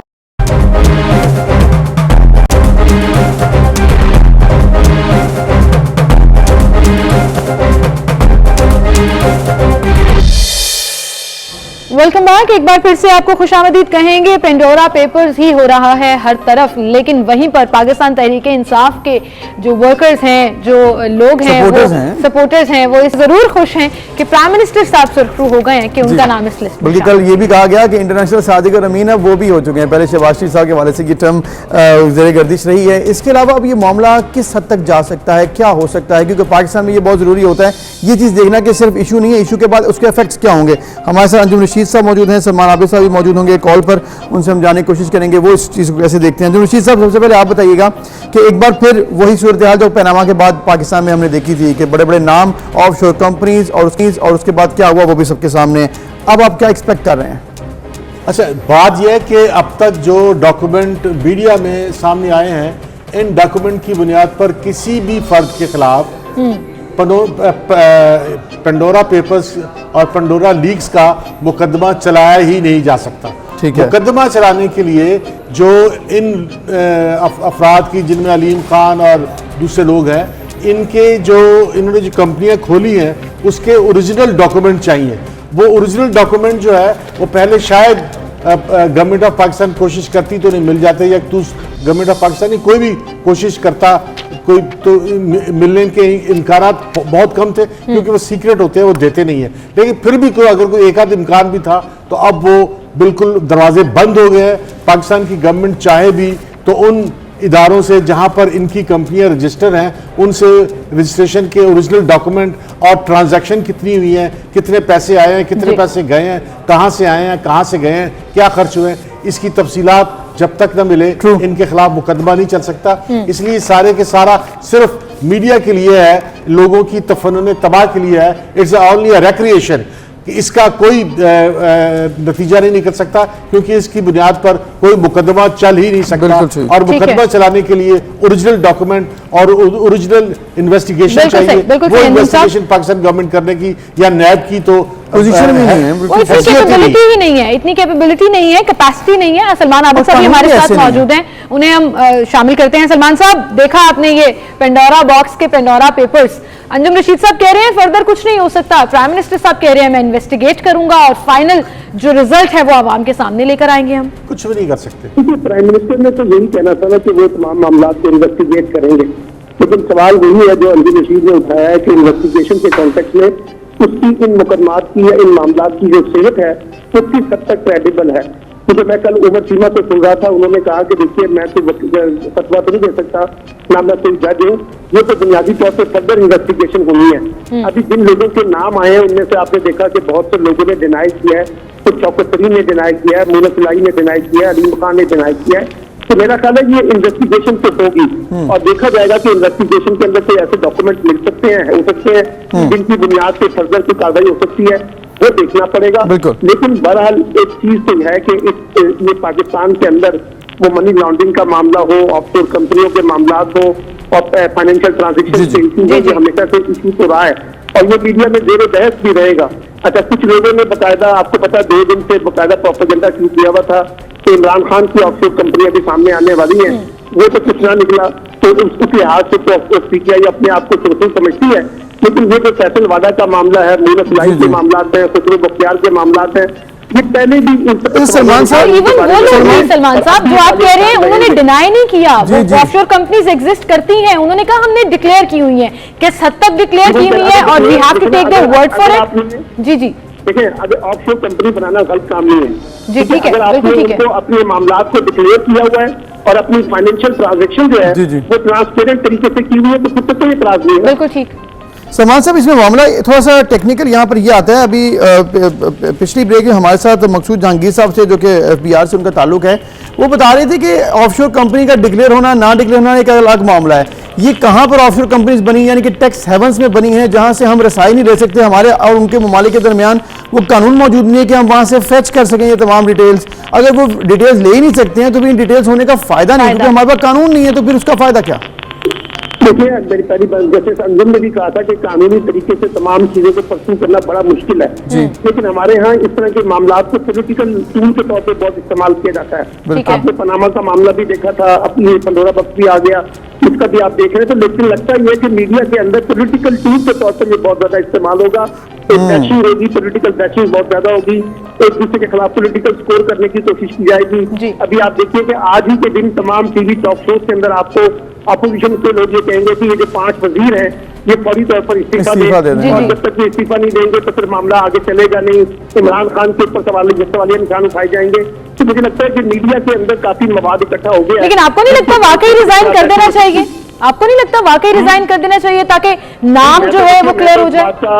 मैं तो इस बात का हामी हूं कि प्राइम मिनिस्टर को इन 5 वजीरों से इस्तीफा लेना चाहिए, और जब तक ये अपने आप को क्लियर नहीं करते इनको दोबारा वापस नहीं लेना चाहिए। बिल्कुल ठीक है आपकी बात सलमान आबिद साहब, के इन लोगों को जो वज़रा हैं जिनके नाम शामिल हैं उन्हें मॉरली इस्तीफा दे देना चाहिए, वज़ीर आज़म साहब खुद ही इस्तीफा ले लें। अंजुम रशीद साहब, आप क्या कहेंगे? जिस तरह से इन्होंने कहा है सलमान आबिद साहब ने, कि क्या ये इस्तीफा लेने की पोजीशन में इमरान खान साहब आ चुके हैं? आपको लग रहा है ये 5-7 वज़रा के जिनके नाम है वो ले लेंगे इस्तीफा, या फिर वो मॉरली इस्तीफा दे देंगे? क्योंकि पहले तो पीटीआई ये कहती थी अगर आपका नाम, अगर आप पर इल्ज़ाम है तो आप साइड पर हो जाएं।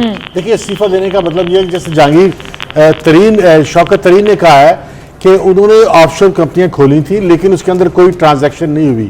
अब पाकिस्तान की कोई एजेंसी जो है वो बैरून मुल्क जाके इंग्लैंड में या अमेरिका में जहां भी वो ऑफशोर कंपनी उन्होंने खोली है उसके ओरिजिनल डॉक्यूमेंट हासिल करने की पोजीशन में नहीं है, और इसलिए जो शौकत तरीन कह रहे हैं कि हमने ट्रांजैक्शन नहीं की तो वो उसको आपको मानना पड़ेगा, और जो वरना वहां जाके ओरिजिनल डॉक्यूमेंट लेके जो आप ला नहीं सकते। तो इसलिए अब जहांगीर तरीन जो है वो इस्तीफा क्यों देंगे? जहांगीर तरीन इस्तीफा देके तो अपने आप को गिल्टी करार दे देंगे ना, इसलिए वो इसलिए इस्तीफा देने का कह रहे होते हैं सब लोग, अपोजिशन भी और पीटीआई भी पहले यही कहती थी कि अगर आपका नाम शामिल है और आप किसी मनसब पर हैं तो फिर आप वो फ्री जो है ट्रायल्स नहीं हो सकते, इसलिए आप साइड पे हो जाएं जब तक आपका ये प्रूफ ना हो जाए। अभी आप ट्रायल की बात कर रहे हैं, मैं तो कह रहा हूं कि पाकिस्तान की गवर्नमेंट के पास कोई ओरिजिनल एविडेंस अभी तक आया ही नहीं है कि इन्होंने कोई गैर कानूनी काम किया है, क्योंकि जो अब तक का एविडेंस है वो एक इखलाकी एविडेंस है, वो एक मीडिया का एविडेंस है, वो एक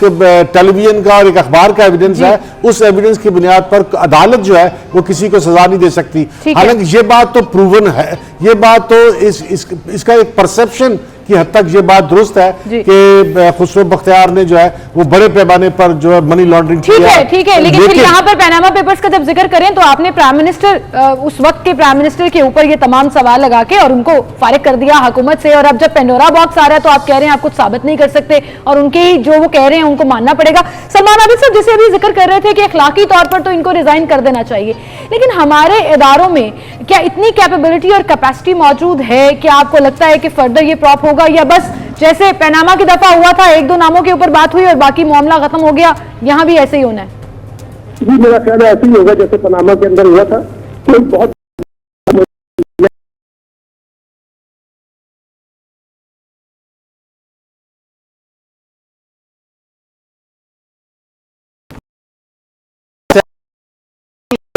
प्राइम मिनिस्टर इमरान खान इनसे इस्तीफे नहीं लेते तो प्राइम मिनिस्टर इमरान खान की जो नवाज शरीफ के खिलाफ जो पोजीशन है कि वो करप्ट है और उनको जो है वो बड़ी वीक हो जाएगी, वो पोजीशन वीक हो जाएगी। इखलाकी तौर पर साहब पहले भी इस तरह की बहुत सी खान साहब ने बातें की हैं, तौर पर इमरान खान कमजोर हो जाएगी, कानूनी तौर पर नहीं। बिल्कुल ठीक है। अच्छा सलमान आबिद साहब, चूंकि अब ये तमाम मामला तो एक तरफ है, पेंडोरा बॉक्स खुल चुका है पेंडोरा पेपर्स के थ्रू, अब ये तो देखेंगे किस करवट बैठती है सिचुएशन, लेकिन एक और मामला अगर थोड़ा सा हम पॉलिटिकली भी बात कर लें, ओवरऑल जो इस वक्त इम्पैक्ट्स पड़ रहे हैं, हमने ये देखा है कि पाकिस्तान पीपल्स पार्टी खासी एक्टिव है गुज़िश्ता चंद दिनों से, और जिस तरह से जलसों की तैयारी पीपल्स पार्टी कर रही है, कराची में भी शो तैयार किया जा रहा है और बड़ी एक्टिव, पहले साउथ पंजाब में रहे, पंजाब का दौरा भी कर चुके हैं बिलावल भुट्टो साहब। आपको क्या लग रहा है, ये इलेक्शन कैंपेन स्टार्ट हो चुकी है ऑलरेडी? देखिए इलेक्शन कैंपेन तो स्टार्ट हो चुकी है और मैं समझता हूँ कि इस वक्त हुकूमत के मुकाबले में जो PMLN है वो अपने दाखिली कॉन्टेक्ट में बहुत ज्यादा तजाद का शिकार है। मरियम नवाज वर्सेस शहबाज शरीफ और हमजा शहबाज, वो लड़ाई बहुत ज्यादा नजर आ रही है। उसका फायदा पीपल्स पार्टी को उठाने की कोशिश कर रही है और साउथ पंजाब के अंदर भी पीपल्स पार्टी अपने कार्ड खेलने की कोशिश कर रही है और ख्याल किया जा रहा है कि जब 2023 के इंतखाबात करीब आएंगे तो साउथ पंजाब में से एक बड़ा ग्रुप जो है वो पीपल्स पार्टी के साथ शामिल हो सकता है। इसलिए मुझे लगता है कि इसका फायदा जो है अपोजिशन जमातों में अगर किसी जमात को होगा तो वो पाकिस्तान पीपल्स पार्टी होगी जो ज्यादा फायदा उठा सकेगी।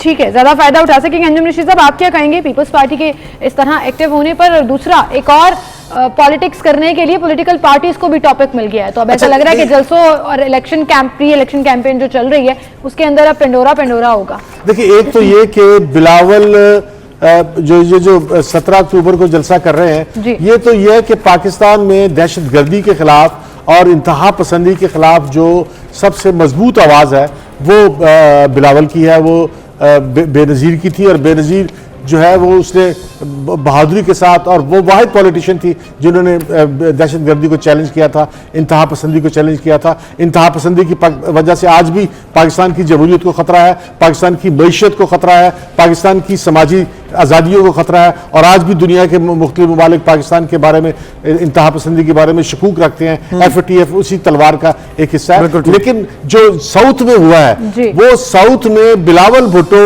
जो है वो इसलिए कोशिश कर रहे थे कि मुस्लिम लीग नून, क्योंकि फौज के खिलाफ एक टकराव, आपके मुताबिक जो साउथ पंजाब है वो एरिया है जहां पर आप टैग कर सकते हैं अगले इलेक्शन के लिए, बड़ा जरूरी है। थोड़ा सा एक्सप्लेन कर कि वो फौज के खिलाफ जो बयानिया था नवाज शरीफ का, उसकी वजह से ये साबित हो रहा था कि अगले इलेक्शन में नून कामयाब नहीं हो सकती। और बिलावल लेकिन कुछ पता नहीं है जी अंजुम रशीद साहब, अभी 2023 बड़ा दूर है, कब कौन कामयाब हो जाए, कहां से कौन सा ब्लॉक लेकर बाहर आ जाए। अंजुम साहब आपकी बात ठीक है, पॉइंट समझ में आ गया है। आप बताइएगा सलमान आबिद साहब, ये जो पॉइंट आपने भी बोला कि आइंदा आने वाले इलेक्शन में साउथ पंजाब से बहुत बड़ा ब्लॉक आ सकता है, पहले PTI की तरफ वो शामिल हुआ, अब कोई और भी ब्लॉक का हिस्सा बन सकते हैं। आपको क्या लग रहा है, नून लीग खासकर शहबाज शरीफ साहब के बेटे जो हैं हमजा शहबाज साहब, वो भी दौरों पर निकल रहे हैं साउथ पंजाब के, तो वही ब्लॉक को वो भी टैप करने की कोशिश कर रहे हैं कि वापस आते हैं नून लीग की तरफ और उसकी वजह से मजीद मजबूत हो जाएगी नून लीग? क्योंकि कोशिश तो हमजा शहबाज भी करेंगे, शहबाज शरीफ भी करेंगे, लेकिन पहले ये तय तो करने मुस्लिम लीग नून किसने क़यादत करनी है। मरियम नवाज ने क़यादत करनी है, शहबाज शरीफ ने क़यादत करनी है।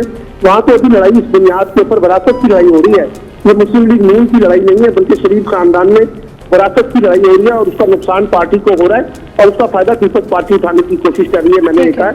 और आप देखिएगा कि साउथ पंजाब में जब इलेक्शन होंगे तो आपको PTI के मुकाबले में जो बड़ा मजबूत नजर आएगा वो उसमें जो है ना मुस्लिम लीग काफ भी शामिल हो सकती है पीपल्स पार्टी के साथ।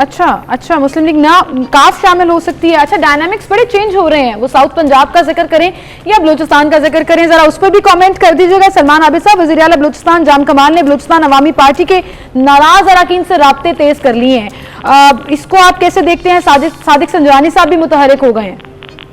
देखिए, इस वक्त जो ट्रम्प कार्ड है बलूचिस्तान के कॉन्टेक्ट में वो सादिक संजरानी है, वही रोल प्ले कर रहे हैं। अगर सादिक संजरानी अपना रोल प्ले करते रहेंगे तो जाम कमाल बदस्तूर वज़ीर आला रहेंगे, तो बड़ी तब्दीली नहीं हो सकेगी, वो नाराज लोगों को मना लेंगे।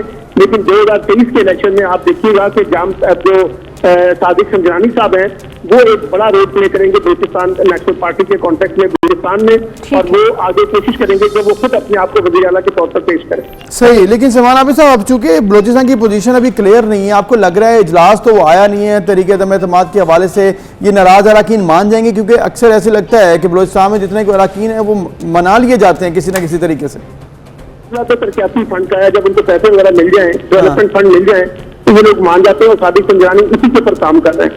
ठीक है, अंजुम रशीद साहब आपका क्या कमेंट है इस पर? मेरा देखिए, जाम कमाल साहब ने बहुत ही हिस्टोरिकल और एक बहुत तब्दीली वाला इनकलाबी इक़दाम किया है बलूचिस्तान में, जिसका मीडिया पे उस तरह से जिक्र नहीं हुआ। वो ये है कि जाम कमाल ने बलूचिस्तान के हर जिले में खवातीन के लिए हॉस्टल कायम कर दिए हैं कि कोई भी औरत जो है वो किसी भी जिले में जाके वो वहाँ जॉब कर सकती है, वहाँ कोई काम कर सकती है और उसको रहने के लिए हॉस्टल अवेलेबल होगा। पहले बलूचिस्तान की औरतें एक जिले से दूसरे जिले जा ही नहीं सकती थी क्योंकि वहाँ पे रहने की कोई जगह नहीं थी। ये तो अच्छी बात है, अच्छी बात है, ये एक रेवोल्यूशनरी कदम है औरतों की आजादी के लिए। लेकिन मसला ये है, अच्छा, एक और काम किया और एक और काम किया है जाम कमाल ने, जो उसकी इनकी जो है वो तहरीक अदम एतमाद की वजह, जो एक तो ये उनका ये प्रोजेक्ट है, दूसरा उनका प्रोजेक्ट है कि हर जिले में स्पोर्ट्स कॉम्प्लेक्स ला रहे हैं ताकि बच्चे जो है इससे अपोजिशन इतना खुश हो रही है, तहरीक अदम एतमाद जो है वो नहीं चल रही है, मामला तभी बिगड़े हुए हैं, अभी ये मामला हल नहीं है। अपोजिशन का गवर्नमेंट का जो झगड़ा है वो ये है कि इनको इंडिविजुअल हल्के फंड नहीं दिए जा रहे और जाम कमाल इंडिविजुअल की बजाय कलेक्टिवली बलूचिस्तान की तरक्की के लिए काम कर रहे हैं। अभी सिर्फ ये बताएं वो अपनी वजारत बचा सकेंगे या नहीं, क्योंकि असेंबली के अंदर तो आवाम ने जाकर नहीं उनको सपोर्ट करना ना कि जी हाँ ये बड़ा काम कर रहे हैं, रेवोल्यूशनरी काम कर रहे हैं, वहां तो मेंबर्स और ऑपोजिशन के वोट मैटर करेंगे। आपको लगता है कि वो अपनी वजारत बचा लेंगे? देखिए, ये जो बचा लेंगे जाम कमाल जो है वो हर अराकी रुकन असेंबली को उसकी मर्जी के मुताबिक फंड नहीं दे सके हैं और उनकी ख्वाहिशें पूरी नहीं कर सके हैं और इसमें एक करप्शन का भी एलिमेंट है कि अरकान को वो पैसे कमाने का मौका भी नहीं मिला। इसलिए मैं कुछ नहीं कह सकता, आप कुछ नहीं कह सकते, लेकिन सिचुएशन ये है कि इस वक्त साजिद संजरानी साहब के पास कमजोर है बचाने के लिए और वो चले गए हैं, वो साथ लेकर चल रहे हैं जाम कमाल साहब को और वो कोशिश कर रहे हैं कि जो नाराज अरकान उन्हें मना लिया जाए ताकि बलूचिस्तान की जो गवर्नमेंट है वो बचा ली जाए। यानी कि फुल सपोर्ट उनको मिल रही है, लेकिन अब वो बचा सकते हैं अपनी वजारत आला या नहीं? आप कह रहे हैं बचना चाहिए, लेकिन ये बचा पाते हैं या नहीं, ये तो आने वाला वक्त ही बताएगा जब एक्चुअली वोटिंग होगी। हम एक ब्रेक की तरफ जाने, दोबारा हाजिर होंगे।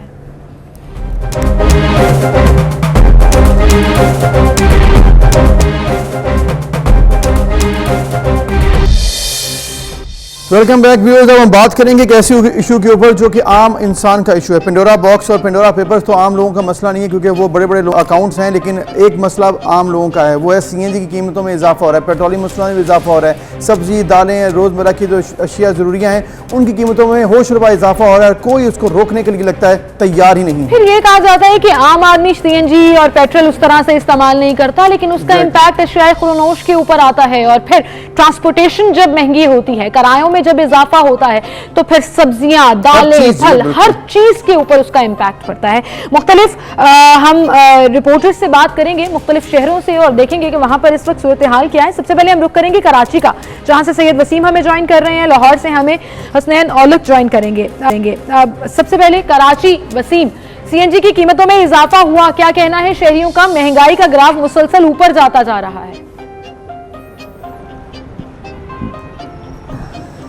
जी बिल्कुल, मैं आपको बताना चाहूँगा कि कराची में सीएनजी जो है तकरीबन 180 रुपये फ़ी किलो पे पहुँच चुकी है। तकरीबन 1.5 से 2 माह के दरमियान 30 से 40 रुपये तक का इजाफा कर दिया गया है और ये इजाफा जो है वो बतदरीज मुख्तलिफ वक्तों में किया गया है। लेकिन ये ज़रूर है और ये हकीकत भी है कि सीएनजी जो है जो कि पहले 151 रुपये फ़ी किलो पे फ़रोख्त होती थी, अब वो 180 रुपये फ़ी किलो पे फ़रोख्त हो रही है। सीएनजी की कीमत को लेकर ना सिर्फ सीएनजी एसोसिएशन के रहनुमा, सीएनजी स्टेशन के मालकान, बल्कि सार्फिन सभी लोग परेशान हैं क्योंकि सीएनजी की कीमतों में जिस तरीके से इजाफा हुआ है उसकी वजह से जो सीएनजी स्टेशन के जो मालकान हैं उनके कारोबार पे जो है वो बुरे असरात मुरतब हो रहे हैं क्योंकि सीएनजी का जो इस्तेमाल है जो सार्फिन में था वो क्योंकि अब कम होता जा रहा है क्योंकि 180 रुपये फ़ी किलो पर जो गैस जलवाना जो सार्फिन है उनके लिए इस महंगाई के दौर में मुश्किल हो चुका है क्योंकि जो सीएनजी स्टेशन के मालकान हैं उनका कहना है कि एक तो हुकूमत महंगी RLNG खरीदती है, फिर महंगी RLNG सीएनजी जो मालकान है उनको देती है,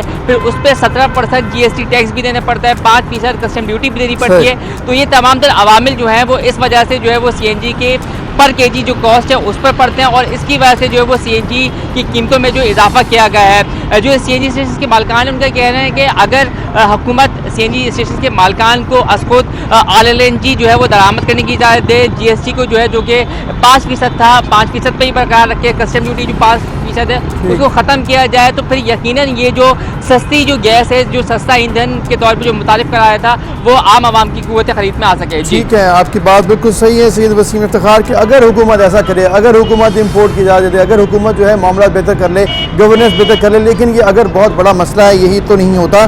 दूसरी जानिब लाहौर से हमें हुसनैन औलख ने ज्वाइन किया हुआ है, उनसे हम जानेंगे। हुसनैन, आप बताइएगा जो सिचुएशन इस वक्त लाहौर और दीगर बड़े शहरों में है वो यही नज़र आ रहा है कि सब्सिडाइज्ड रेट्स नहीं हैं, और अगर ऐलान किया था गवर्नमेंट की तरफ से वो अलग है, लेकिन जो ऑन ग्राउंड मार्केट में रेट्स हैं बहुत ज़्यादा हैं। सब्जी और दीगर अशिया क्या रेट्स हैं और लोग किस कदर परेशान हैं? रिसेंटली जो महंगाई का तूफान आया है। जी, अगर बात की जाए अशिया खुर्दोनोश की, सब्जियों की, तो ये वो अशिया हैं जिनकी जो ज़रूरत है वो हर तबके के लोगों को पड़ती है, चाहे वो गरीब है, चाहे अमीर है, या किसी भी तबके से कोई जो फ़र्द हैं वो ताल्लुक़ रखते हैं, उनको इन चीज़ों की ज़रूरत है, क्योंकि जो सब्जियां हैं, जो दालें हैं, जो अशिया खुर्दोनोश है, वो हर घर की ज़रूरत है। तो अगर बात की जाए कीमतों की, तो हालिया दौर में जो एक तूफान बरपा हुआ है, उसकी वजह से जो सफ़ेद पोश तबका है और ख़ास तौर पर जो गरीब आवाम है उनके ऊपर बहुत ज़्यादा असरात मुरतब हुए हैं, और उनके जो चूल्हे हैं वो भी ठंडे पड़ गए हैं। अगर बात की जाए सब्जियों की, तो जो सब्जी मंडी में सब्जियों की कीमतें हैं वो आसमान से बातें कर ली हैं, ऐसे माना कि जैसे जो सब्जियों की कीमतें हैं उनको पर लग गए हों, और जो खास तौर पर आड़तीए और जो फड़िए हैं वो अपने मन माने रेटों के ऊपर जो सब्जियां हैं वो फरोख्त करते दिखाई देते हैं। कोई मजिस्ट्रेट मंडियों का रुख नहीं करता, जो कि प्राइस कंट्रोल कमेटियां हैं वो मंडियों का रुख नहीं कर रहा, ताकि जो ये सिस्टम हुआ करता था कि जब भी बोली लगती थी, असुब या असुब अलल सुब जब बोली लगाई जाती है तो वहां पर नुमाइंदा मौजूद होता था गवर्नमेंट का, प्राइस कंट्रोल मजिस्ट्रेट हो, प्राइस कंट्रोल ऑफिसर्स हो, इन तमाम को एक्टिव करने की बात की जाती थी। सरकारी नर्खनामा जो जारी किया जाता है उसका चेक एंड बैलेंस रखने के लिए मंडी में कोई भी नहीं होता।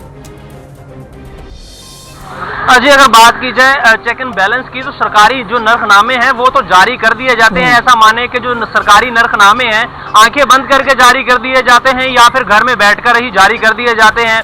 जब मंडियों का रुख किया जाता है तो वहां जाकर पता चलता है कि जो सरकारी नर्खनामे हैं और जो ओपन मार्केट में कीमतें वसूल की जा रही हैं उनमें बहुत ज्यादा तजाद पाया जाता है। जैसे कि फॉर एग्जाम्पल कुछ सब्जियों के मैं रेट्स की बात करता हूँ, जैसे कि अदरक चाइना है, अगर अदरक चाइना की बात की जाए, जो सरकारी कीमत है वो तो 260 और 265 रुपए है, लेकिन ओपन मार्केट में जो अदरक है वो 300 रुपए फी किलो तक फरोख्त हो रही है। इसी तरह अगर आलू की बात की जाए, ठीक है, आपकी बात हुसैन, एक चीज का नाम है, हर चीज का यही रेट है कि वो मार्केट में उसका रेट ज्यादा है, सरकारी कीमत कम है, और जो प्राइस कंट्रोल कमेटीज हैं जो डिस्ट्रिक्ट गवर्नमेंट ने चलानी होती हैं उनका ध्यान शायद किसी और मामला पर होता है और वो यहाँ पर जाके चेक नहीं करते हैं। अफसोस की ये बात है। अलिशमा ने मैं ज्वाइन किया मुल्तान से, उनसे हम जान लेते हैं क्या सिचुएशन है। अलिशमा, आप बताएगा कैसा लाहौर कराची में सूरत हाल है, क्या मुल्तान में वही सूरत हाल है कि परेशानी है और जो कंट्रोल प्राइस कंट्रोल जो कमेटीज हैं वो सिर्फ फाल नजर नहीं आती, कीमतें आसमान से बातें कर रही हैं?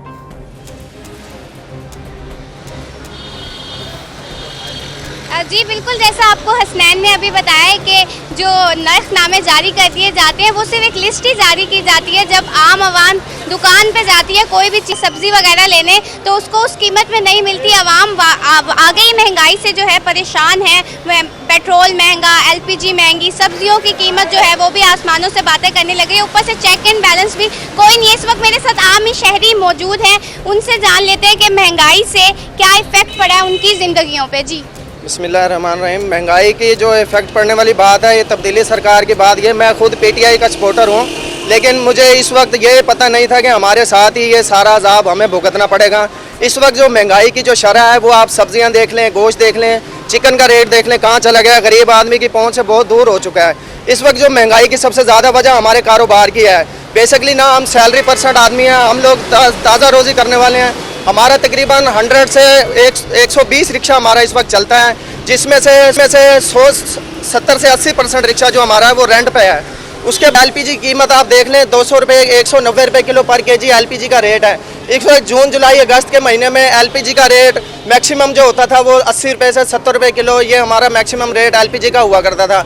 इस वक्त जो एलपीजी का रेट है वो 190 रुपये से 200 रुपये किलो पर केजी एलपीजी सेल हो रही है, जिसकी वजह से ये तमाम जो रिक्शा ड्राइवर हैं इस वक्त बहुत मुश्किल का शिकार हैं। इनका घर चलाना बहुत मुश्किल हो गया है, जिसकी वजह से बुरा हाल है रोज़गार का।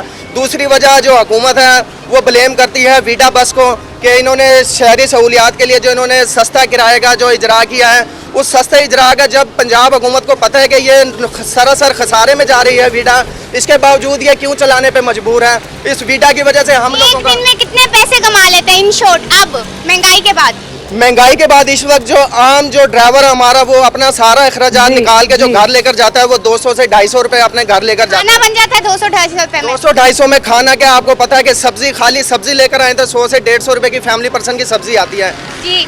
अच्छा जी, देखिए इन्होंने बताया कि 2 से 250 लेके जाते हैं जिसमें खाना भी नहीं बनता। तो महंगाई की मुल्तान में ये सूरत हाल है आवाम से आपने खुद ही जाना है। यहाँ पे जो है शहरी काफ़ी परेशान है महंगाई की वजह से, चाहे वो रिक्शा चलाने वाले हो, चाहे वो गाड़ी चलाने वाले हो, चाहे वो आम मजदूर हो, वो इस वक्त महंगाई के हाथों बहुत परेशान है जी। ट्रू बिल्कुल ठीक आपकी बात है। और अभी हमें ज्वाइन किया है वकास अजीम ने इस्लामाबाद से, उनसे हम जान लेते हैं। अलिशबा, आपने बड़ी ज़बरदस्त बात की कि हर शहरी परेशान है, तो इस्लामाबाद में इस वक्त जो सिचुएशन है आप बताइएगा। वकास, वज़ीर ख़जाना साहब ने कहा कि सब्सिडाइज रेट्स मिल जाएंगे, जल्द खुशखबरी आ जाएगी, और कुछ 6 महीने पहले इमरान खान साहब ने कहा था अगला हफ्ता बेहतर होगा, उस अगले हफ्ते को कई हफ्ते गुजर चुके। क्या सिचुएशन है, आखिर प्रॉब्लम कहाँ पर आ रही है, क्यों नहीं गवर्नमेंट कुछ कर पा रही है, ये बताइएगा। साथ सिचुएशन बताइएगा इस्लामाबाद में क्या है।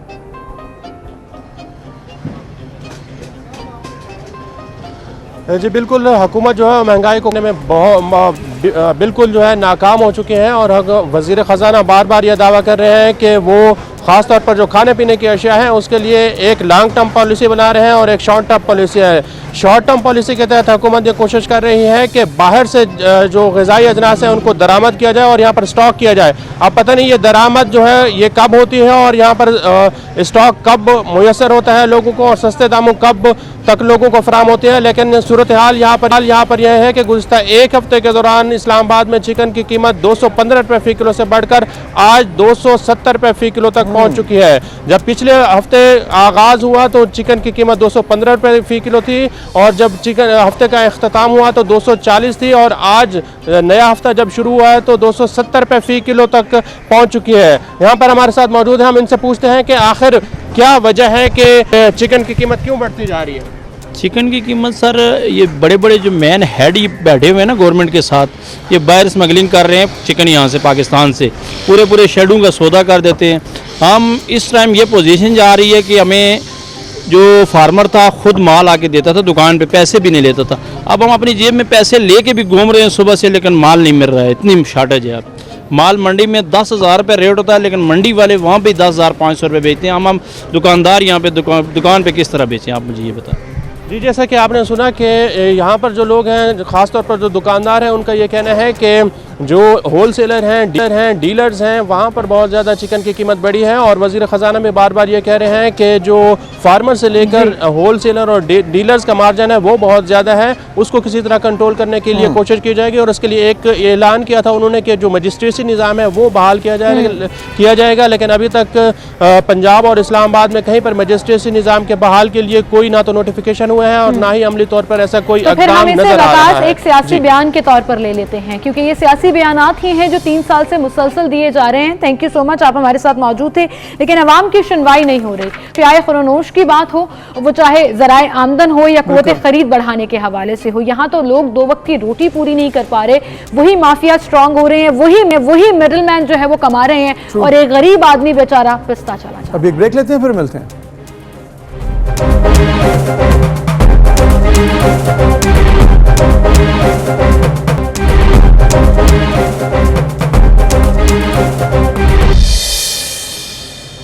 Welcome back. एक बार फिर से आपको खुशामदीद कहेंगे नाज़रीन। अक्टूबर का महीना पूरी दुनिया ब्रेस्ट कैंसर अवेयरनेस मंथ के तौर पर सेलिब्रेट किया जाता है। हम अमूमन देखते हैं कि किसी भी एक स्पेशल डे को एक दिन पर सेलिब्रेट किया जाता है, पूरा महीना इस पर बात करना इसलिए ज़रूरी है क्योंकि मुसलसल रेशो जो है वो ब्रेस्ट कैंसर की वो बढ़ती जा रही है, और उसकी अवेयरनेस के लिए पूरा मंथ ही डिफरेंट प्लेटफॉर्म्स पर डिफरेंट सेमिनार्स में बात की जाती है। और ऐसे में एक ऑर्गेनाइजेशन जिसने 18 साल पहले काम किया और सिग्निफिकेंट काम किया, ना सिर्फ लोगों को रीच करने में, अवेयरनेस में, बल्कि अपना रोल प्ले करने में, और वो है पिंक रिबन पाकिस्तान। बिल्कुल, इसमें कोई शक नहीं है, बहुत ज़बरदस्त किरदार रहा है अब तक पाकिस्तान में, और आइंदा भी हम एक्सपेक्ट करते हैं कि मजीद इस पर काम जारी रहे। उमर आफ्ताब साहब जो कि CEO हैं पिंक रिबन पाकिस्तान के, वो आज हमें स्टूडियो में ज्वाइन कर रहे हैं, उनका हम शुक्रिया अदा करते हैं, खुशामदीद कहते हैं। उमर साहब बहुत शुक्रिया, आपने वक्त दिया, और ये जो कॉज है अक्टूबर, जिसे अब पिंकटोबर भी कहते हैं आप, इसके हवाले से कुछ बताइएगा कि पाकिस्तान में जो अवेयरनेस कैंपेन्स हैं पहले कैसे रहीं, अब इस वक्त सिचुएशन क्या है, और फिर टारगेट्स क्या हैं? जी, पाकिस्तान में, क्योंकि वजह ये है कि पाकिस्तान में अनफॉर्चुनेटली जो ब्रेस्ट कैंसर है पूरे एशिया में सबसे ज़्यादा है। हर साल 40,000 से ज़्यादा ख़वातीन ब्रेस्ट कैंसर का शिकार होती हैं। जो पाकिस्तान में रिस्क है वो हर 9 में से एक खातून जो है पाकिस्तान में ब्रेस्ट कैंसर के रिस्क पे है, यानी जिसका मतलब ये है कि पाकिस्तान में 1 करोड़ से ज़्यादा ख़वातीन ब्रेस्ट कैंसर के रिस्क पे हैं। तो ये एक बड़ी अलार्मिंग सिचुएशन है। जब हमने काम शुरू किया तो इस इशू पे बात करना एक बहुत बड़ा चैलेंज था। बिल्कुल, और हमें तकरीबन कोई 10 साल लगे इस बात को हाईलाइट करने में कि ये एक बीमारी है। अच्छा, फिर ये कि पिंक रिबन क्यों, मतलब ब्रेस्ट कैंसर पे अवेयरनेस कैंपेन क्यों? वो उसकी वजह ये है कि ब्रेस्ट कैंसर वाहिद ऐसा कैंसर है जिसके सिम्टम्स एक्सटर्नल होते हैं। बाकी जो कैंसर हैं वो बॉडी के अंदर ग्रो करते हैं और वो हादसाती तौर पे पता लगे तो लगे, वरना उनका पता बहुत लेट लगता है। ब्रेस्ट कैंसर जो है इसके सारे सिम्टम्स एक्सटर्नल हैं, और अगर इसको अर्ली डायग्नोज कर लिया जाए तो जो बचने के चांसेस हैं वो 90% से ज़्यादा होते हैं। तो एक ऐसा कैंसर जिससे बचा जा सकता है सिर्फ इसलिए कि हमारे यहाँ उसके इर्द गिर्द टैबू है, उस पर बात नहीं की जाती, और उसकी वजह से हम देखते हैं कि हज़ारों लाखों ख़वातीन जो हैं वो इसका शिकार होती हैं और उनकी अमवात होती हैं। तो जो पिंक रिबन का पूरा जो कॉन्सेप्ट है वो ये है कि जो अर्ली डायग्नोसिस है उसके ऊपर फोकस किया जाए और इसके इर्द गिर्द जो एक टैबू है इसको ख़त्म किया जाए। बिल्कुल ठीक। और उमर साहब आपने ये बात बिल्कुल ठीक की, और ये टैबू इतना स्ट्रांग है कि इवन फीमेल से बात नहीं कर सकती हैं आप, अपनी फैमिली रिलेटिव से बात नहीं करते हैं और इस चीज़ को छुपाने की कोशिश करते थे, बट ओवर द ईयर्स ये चीज़ बहुत ज़्यादा चेंज हुई है। अब हम रीच कैसे बेहतर कर सकते हैं, और पिंक रिबन ने अपना क्या रोल प्ले किया है इसके अंदर कि हम उन ख़वातीन तक रसाई रखें, उनको इन्फॉर्मेशन दें कि सेल्फ एग्जामिनेशन के ज़रिए भी आप इस कैंसर को पकड़ सकते हैं जो कि लाइलाज नहीं है। देखिए, एक तो ये पिंक रिबन की जो काविश का नतीजा ये है कि आज हम टीवी पे बैठ के बात कर रहे हैं जो कि चंद साल पहले तक पॉसिबल नहीं था। तो ये हुआ कि एटलीस्ट अब ये जो बात है कि नेशनल एजेंडा के ऊपर आई और एक सीरियस हेल्थ इशू के तौर पे अब इसको देखा जाने लगा और इस पे बात शुरू हुई। दूसरा ये है कि पिंक रिबन कैंपेन के जो बहुत सारे अवेयरनेस प्रोग्राम हैं, जैसे हम बहुत एक्सटेंसिव यूथ प्रोग्राम रन करते हैं पिछले 10 साल से, और हम हर साल तकरीबन कोई 200 से ज़्यादा कॉलेजेस यूनिवर्सिटीज़ में जाते हैं। वो हमने देखा कि एक हमारा बड़ा इफ़ेक्टिव प्रोग्राम है जिससे जब हम 2 लाख बच्चियों तक पहुंचते हैं हर साल, तो वो 2 लाख हाउस होल्ड होते हैं कि वो उस घर में माँ जो है, फूफी, खाला, उन तक भी ये मैसेज जो है ये पहुंचता है। इसके अलावा पिंक रिबन ने जो पाकिस्तान में जो national lady health worker programme है उसमें इस इशू को इंक्लूड करवाया, और वो जो लेडी हेल्थ वर्कर्स हैं जो ग्रास रूट लेवल पे अवेलेबल होती हैं, वो एक फर्स्ट पॉइंट ऑफ कांटेक्ट जो है के तौर पे अब उनको भी ये ट्रेन किया जाता है कि क्या सिम्टम्स हैं ब्रेस्ट कैंसर के, अर्ली डायग्नोसिस कैसे होता है। तो एक होलिस्टिक वे में पिंक रिबन ने इस इशू को एड्रेस करने की कोशिश की इतने सालों में। ठीक है उमर साहब, अब चूँकि आप इस इशू को एड्रेस भी कर रहे हैं और आइंदा भी आपके टारगेट्स बड़े अच्छे हैं और बेहतर करने के काम करने की कोशिश कर रहे हैं, तो इसके लिए एक और चीज़ बड़ी इंपॉर्टेंट है, वो है हॉस्पिटल और फिर जो इसके हवाले से ट्रीटमेंट्स हैं, अवेलेबिलिटीज़, फिर इसका टेक्नोलॉजीज़, उस पर क्या काम किया है? हॉस्पिटल भी आप एक बना रहे थे, उस पर वो कहाँ तक पहुँचा है, और ओवरऑल आप क्या समझते हैं पाकिस्तान में जो ट्रीटमेंट है वो किस लेवल का है? देखिए, इसके भी 2 चीज़ें हैं। एक तो ये है कि पिंक रिबन ने अपना एक dedicated breast cancer hospital Lahore में उसकी तामीर की है, और अल्हम्दुलिल्लाह अब अक्टूबर में ये जो हॉस्पिटल है इसकी OPD इंशाल्लाह स्टार्ट हो रही है, और हर 2 महीने में इसमें एक फैसिलिटी इंशाल्लाह इंक्लूड होगी, और ये चैरिटी हॉस्पिटल है जो free of cost services provide करेगा।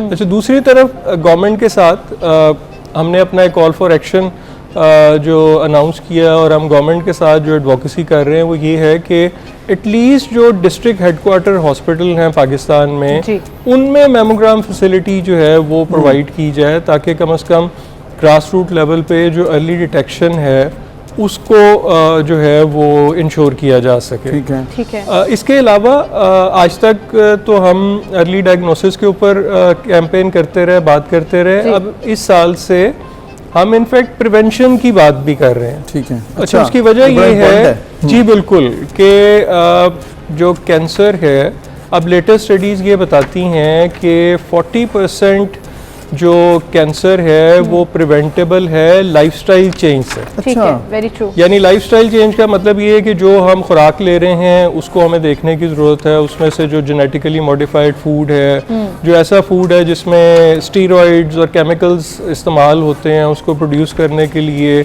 उसको फिर जो प्रिजर्वेटिव वाला फूड है, जो कलर्स वाला फूड है, अगर इन चीज़ों को हम अपनी लाइफ में से निकालें, मेंटल हेल्थ जो है उसके ऊपर फोकस करें, क्योंकि जो स्ट्रेस है वो इम्यून सिस्टम को वीक करता है, उससे भी जिस्म में बीमारियां जो हैं वो हमलावर होती हैं। और फिर एक्सरसाइज, तो अगर हम प्रिवेंशन के ऊपर फोकस करें, लाइफस्टाइल चेंज करें, तो 40% खवातीन जो हैं वो ब्रेस्ट कैंसर से अपने आप को बचा सकती हैं। बिल्कुल सही, बिल्कुल सही। यानी कि हेल्दी लाइफस्टाइल आपको बहुत सी बीमारियों से बचा सकता है, और फिर रिस्क फैक्टर अगर आप कम करते जाएं तो खुद ब खुद कैंसर के चांसेस जो हैं वो बहुत डाउन आ जाते हैं।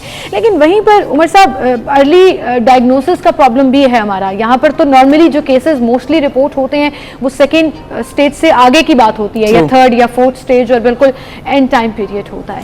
इसमें अवेयरनेस देने के लिए लोगों को कि सेल्फ एग्जामिन करें, ये वो डॉक्टर्स आपके साथ ऑन बोर्ड हैं जो डिफरेंट कैंपेन्स में अपना रोल प्ले कर रहे हैं? जी बिल्कुल। और जो हम जैसे ये जो कॉलेज प्रोग्राम रन करते हैं, इसमें हम बच्चियों को बताते हैं कि सिम्टम्स क्या हैं, अर्ली जो डायग्नोस कैसे करना है। सेल्फ एग्जामिनेशन जो है, ये देखें, ये सेल्फ एग्जामिनेशन के लिए तो आपको कोई डॉक्टर नहीं चाहिए। आजकल यूट्यूब के ऊपर और आपको बहुत सारी एनिमेटेड वीडियोस मिल जाती हैं, इजी टू अंडरस्टैंड। तो जो फर्स्ट स्टेप है किसी भी खातून के लिए वो ये है कि वो खुद अपना मुआयना महीने में 1 दिन करे।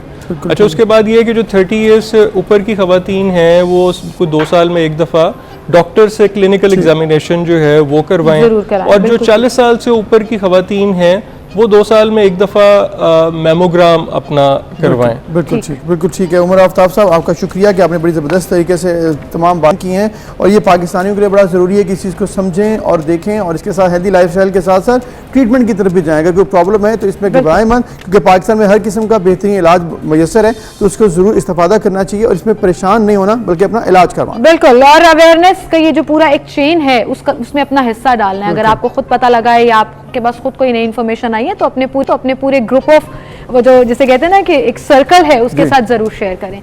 इसी के साथ आपसे इजाजत चाहेंगे, इंशाल्लाह कल मुलाकात होगी। अपना ख्याल रखिएगा। अल्लाह हाफ़िज़।